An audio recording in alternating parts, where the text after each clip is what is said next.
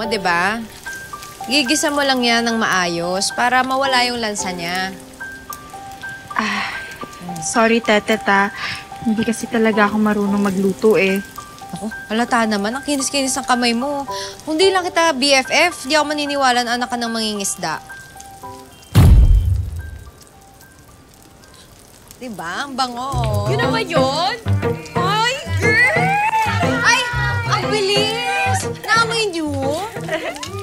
Naku, malayo-layo pa lang. Amoy na ang specialty mo, Oo nga, hindi mo pagkakaila, Ang special bagoong ala, Tete! Teka, bakit? Ano ba amoy ni Tetet? Mabango, yung maangot-angot. Ay, Badong, hindi ako.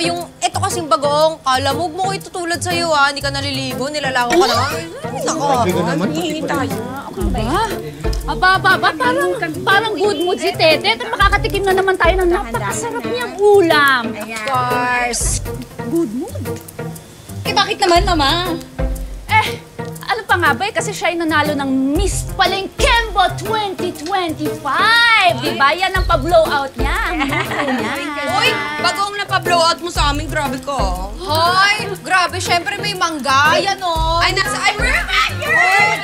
Ako, magsawa kayo dyan. Kuya, huwag niyo lang ubusin yung bunga ng mangga ko kasi yung kalahati niyan, bebenta ko para dumagdag sa, yung sa napalanunan ko. Para malaki-laki din yung bibigay ko kay tatay. Yan naman dapat ang ina-awardan sa'yo, Tetet, yung pagiging mapagmahal na anak. Kaya ka dyan. At Miss Congeniality. Kasi tignan nyo naman guys, ang dami-daming kaibigan ni Tetet at natutuwa talaga ako na isa ko doon. Siyempre, sino pa bang magpa-friendship? Edi yung magaganda.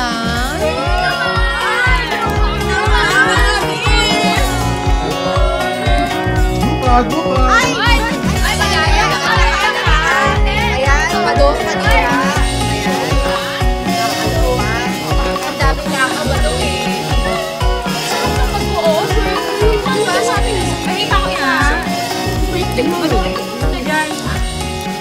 Halo-halo lang naman yan. Lekat, ikaw na ang pinagpala sa lahat, Tete. Nakuha mo na lahat ng panalo sa mundo. Oo, nanalo na ng 20K. Madami pang kaibigan, tsaka masarap pang magluto. Ha? Paano mo nalaman? Natikman mo na ba yung bagoong niya? Hindi pa. Pero ang bango kasi, manghihi kaya tayo.